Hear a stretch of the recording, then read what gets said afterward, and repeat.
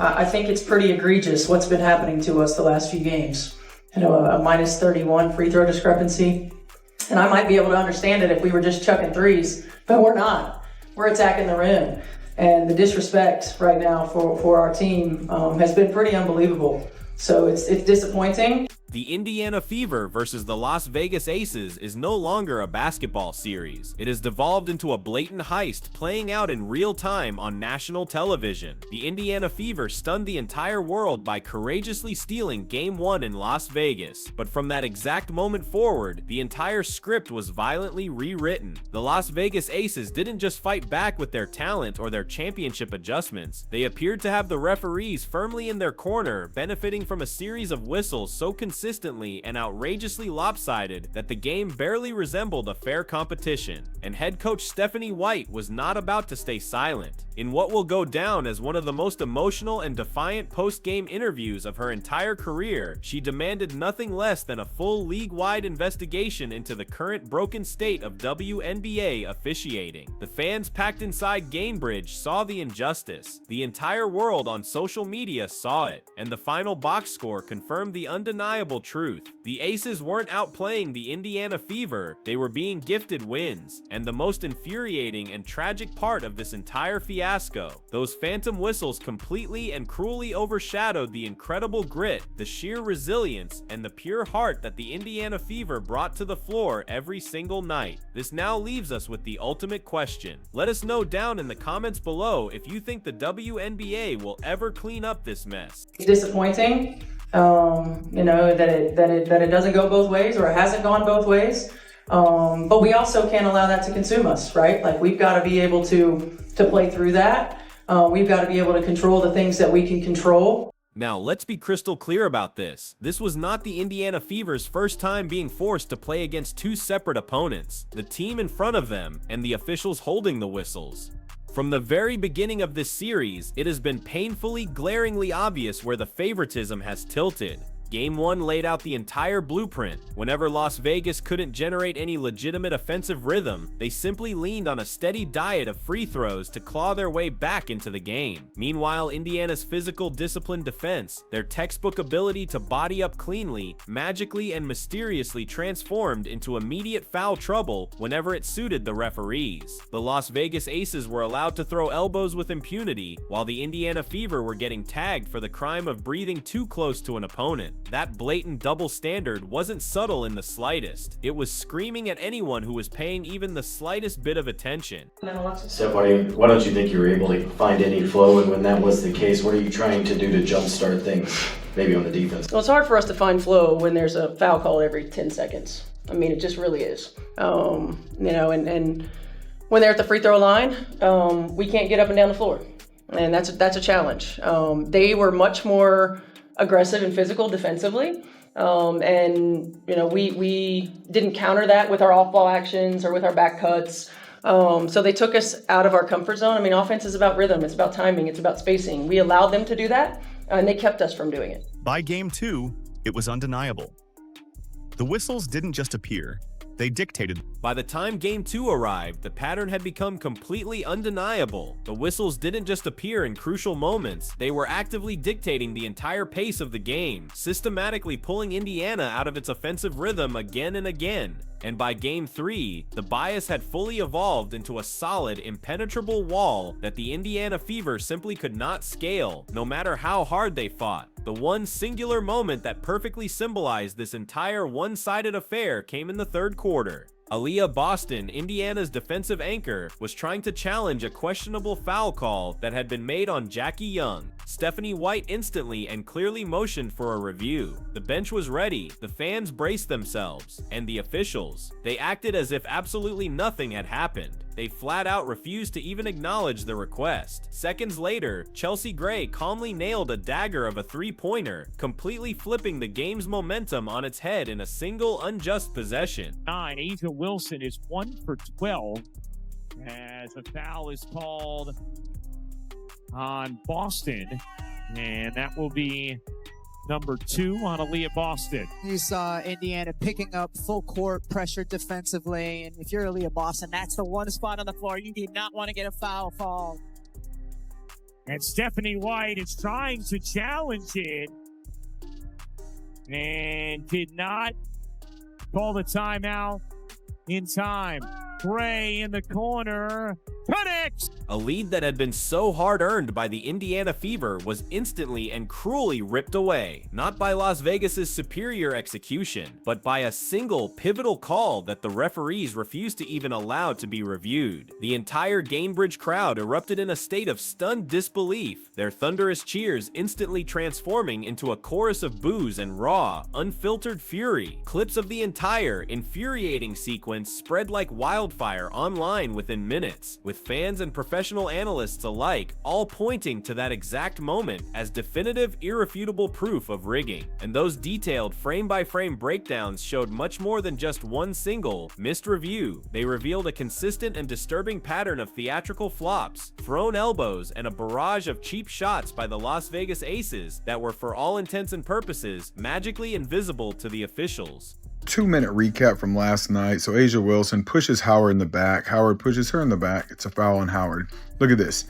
Aaliyah Boston gets totally fouled by Nalissa Smith. Like, it's obvious, but no call. And then A'ja Wilson gets the call for not half as much. And then Nalissa Smith gets the call for not even getting touched. Here's a replay just to prove it to you. Yep, didn't get touched. And that is the precise moment when this entire affair stopped feeling like a series of simple oversights and started looking like a deliberate, calculated agenda. Just watch the tape. A'ja Wilson was allowed to bulldoze through Aaliyah Boston with her shoulders lowered like a fullback, and the play was just allowed to continue. Indiana defenders were literally being tossed to the ground, but the only response was a deafening silence from the officials. Meanwhile, if an Indiana Fever player so much as brushed against a jersey, the whistle blew with the shrill intensity of someone who had just witnessed an armed robbery. This was never about Las Vegas outclassing Indiana with their superior skill. This was about the referees handing them a series of lifelines until the scoreboard finally inevitably tilted in their favor. Follow it up by Lexi Hull getting called for the foul. I thought it was egregious, honestly. I mean, I thought it was obvious. I felt like AB got one, had one going to the rim. They're in rotation. And then Lexi's, I felt like equally, we talk about, coming into the path, and it was an offensive player veering into the defensive player's path. But here is where the Indiana Fever proved they were fundamentally different. Lesser teams would have absolutely broken under that kind of pressure. Most groups would have dropped their heads, muttered about the gross unfairness of it all, and completely folded. Not the Fever. And the ultimate symbol of that incredible, unwavering defiance was none other than Lexi Hull. Just think about it for a second. How often do you get to see a player who probably shouldn't even be on the court come in and nearly flip the entire script of a playoff game? That is exactly what Lexi Hull did for the last few games of this series. Coming off a painful and debilitating back injury she sustained in Game 1, she was listed as questionable for every single subsequent game. Her warm-ups looked stiff, her movements were uncertain, and it seemed as if she would only be able to play a few minutes as a simple placeholder. But Lexi Hull didn't just log a few token minutes, she turned the entire night into her own personal showcase of sheer unadulterated resilience, the kind of legendary performance that the fans will be talking about long after this series finally comes to an end. Lexi, you have drawn the most offensive foul in a W this year, including the playoff. How are you able to do that?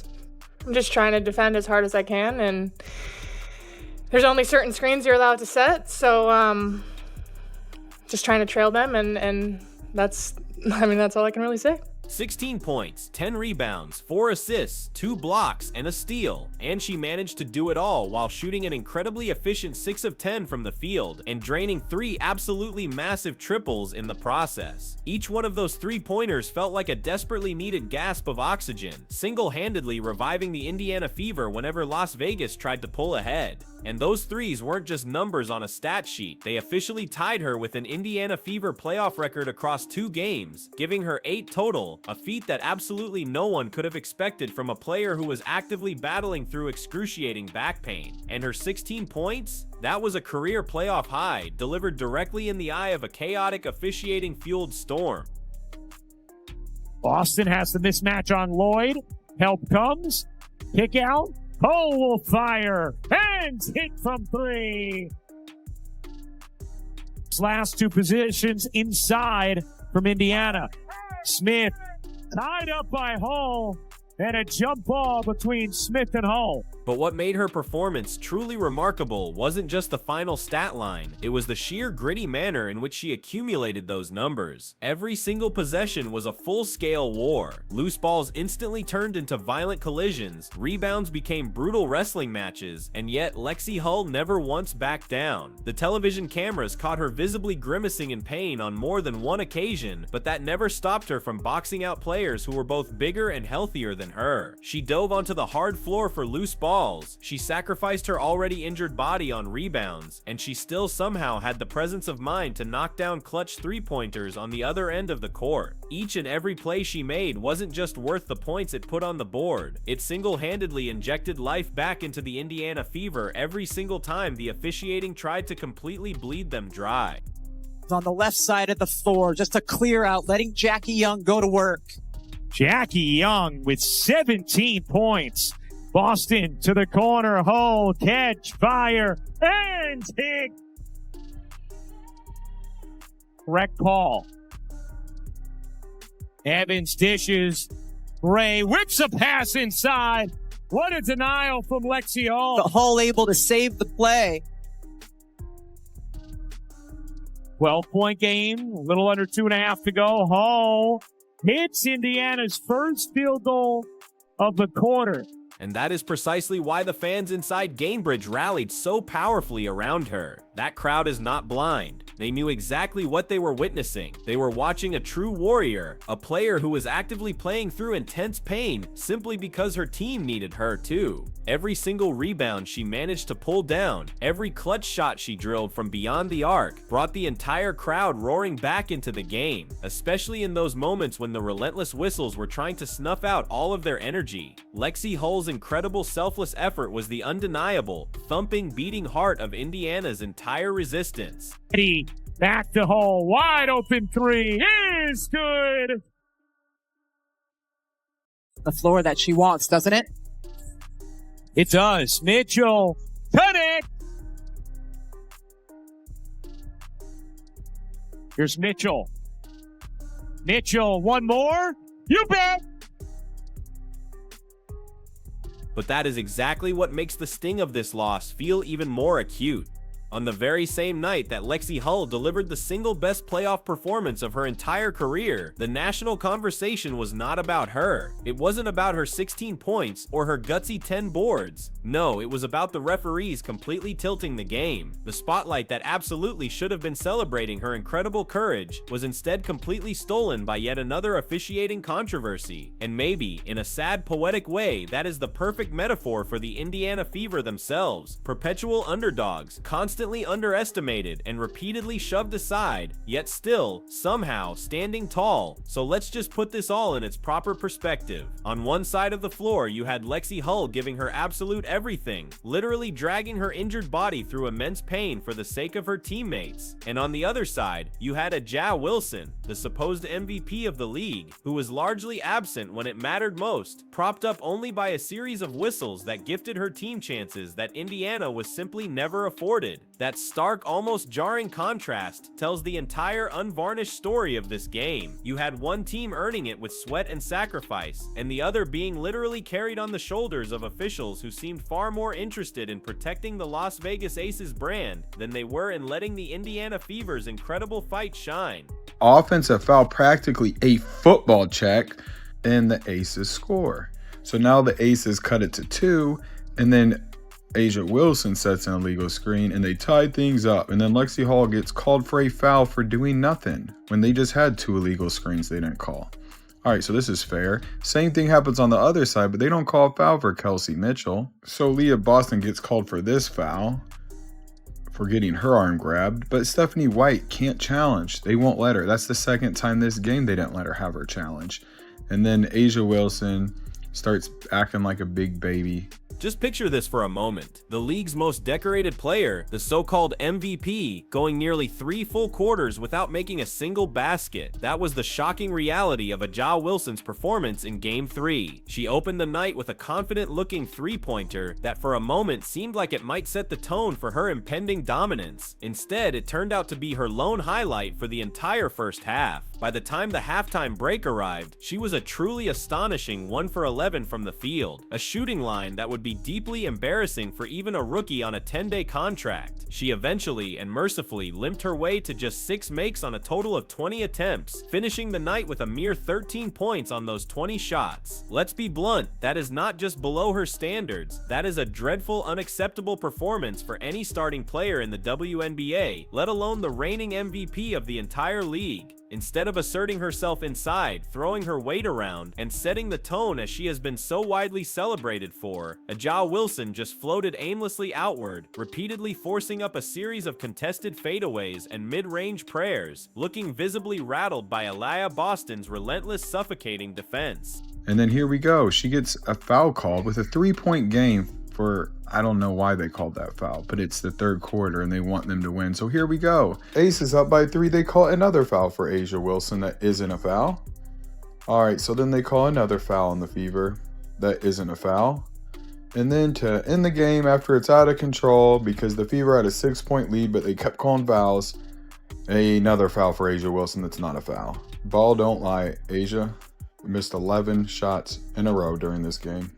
And even then, A'ja Wilson still managed to leave her mark on the game, just not in ways that deserve any respect. Watch the tape closely, and you will see it, elbows being thrown under the basket, undercuts happening during box outs, and arms swinging dangerously into Indiana players, and almost none of it was ever punished. And yet somehow, she is still being portrayed as a victim. Becky Hammon even had the sheer audacity to complain in her post-game press conference that A'ja Wilson had only shot 1 single free throw in 38 minutes of play. The irony in that statement is absolutely breathtaking. This is the very same Las Vegas team that has been practically living at the foul line for this entire series. When you are already swimming in a sea of freebies, crying about not getting even more whistles isn't just laughable, it is deeply, profoundly insulting. The truth of the matter is simple. The Indiana Fever did their job. They completely bottled up A'ja Wilson. They executed their defensive game plan to absolute perfection, with Aliyah Boston leading the charge. And yet, the Indiana Fever still lost the game because the officiating made absolutely certain that Las Vegas never truly had to pay the price for A'ja Wilson's brick fest. And that is precisely why this Las Vegas Aces win feels so completely and utterly hollow. This was not a superstar dragging her team to a gritty victory. This was a team that was completely bailed out by a combination of friendly whistles and timely secondary scoring, all while their supposed star was being thoroughly kept in check. So let's call it what it is,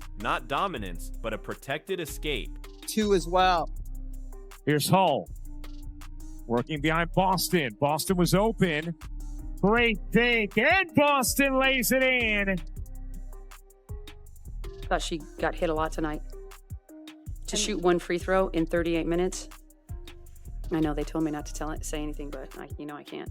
It wasn't just the 2 gut-wrenching losses that left a profoundly sour taste in everyone's mouth. It was the entire 3-ring officiating circus that completely stole the spotlight from the actual basketball. And that is precisely why Indiana Fever head coach Stephanie White finally, and justifiably, snapped. She refused to sugarcoat it. She refused to toe the company line. In her fiery post-game interview, she delivered the one thing that every player, every fan, and every single analyst has been screaming for months. The WNBA needs a full-scale, transparent investigation into its refereeing, not a quiet internal memo, not a private behind closed doors apology, a real public and long overdue reckoning. I think it's pretty egregious what's been happening to us the last few games. A minus 31 free throw discrepancy. And I might be able to understand it if we were just chucking threes, but we're not. We're attacking the rim. And the disrespect right now for our team has been pretty unbelievable. So it's disappointing. Her raw, unfiltered frustration was written all over her face. Stephanie White has been through countless battles as a player. She has dealt with her fair share of tough, heartbreaking losses as a coach. But this was different. This wasn't just basketball anymore. This was personal. This was about her team, her players. This was about Lexi Hull putting her injured body on the line. This was about Aliyah Boston fighting her way through triple teams. This was about Kelsey Mitchell battling through constant, suffocating pressure. And it was about all of them being collectively robbed of the fair and impartial stage they had so clearly earned. She called it out directly and without hesitation. The officiating in this league is not just inconsistent, it is actively compromising the very integrity of the game. And she is absolutely right. Just think about it for a second. How many times have we seen Caitlin Clark get absolutely hammered over the last 2 seasons with no whistle, only to watch the exact same level of contact be rewarded with free throws on the other end of the floor? How many times has Aliyah Boston fought tooth and nail for post position, only to get called for a series of phantom fouls? How often do players like Hull or Mitchell get punished for their raw hustle, while their opponents are allowed to flop their way to free, game-altering points? This entire series has simply been the ugly, public culmination of a deep-seated problem that has been brewing all season long. Here's Boston, back to Hull. Sets herself up. Mitchell is free, laying it in. Been a while since Mitchell has gotten a shot attempt. Mitchell will get one here. And hit. And Stephanie White's demand for accountability is about something much bigger than just the Indiana Fever. It is about protecting the entire future of the league itself. Because here is the undeniable truth. Without Caitlin Clark, without the Indiana Fever, without this massive, unprecedented surge of new fans filling arenas and smashing TV ratings, the WNBA simply does not have this national spotlight. And yet, instead of protecting that invaluable growth, Commissioner Kathy Engelbert is sitting silently by while her referees actively tilt the outcomes of games and hand the defending champions a series of lifelines they absolutely did not earn. The fans know it, social media knows it, the analysts know it. The only ones pretending otherwise are the people sitting in the league's front office, desperately hoping that all this noise will just die down. But thanks to the courage of Stephanie White, it won't. Her public call for an investigation is not just a sign of frustration, it is the first real powerful demand for accountability coming from someone who is actually inside the machine. And if Kathy Engelbert chooses to ignore it, then the message being sent to the fans will be crystal clear. This league does not care about fairness. It only cares about protecting its chosen teams. So here is the bottom line. Stephanie White's demand has already put the spotlight right back where it belongs, on the corrupt and incompetent officiating that is actively dragging this entire league down. And if there is any justice left in the sport of basketball, her powerful words will be the very spark that finally forces the WNBA to clean up its dirtiest secret. We need to hear from you. Let us know down in the comments below if you think the WNBA will ever clean up this mess. Be sure to like, subscribe, and turn on all notifications so you never miss out. Click the video on the screen, and we will see you in the next one.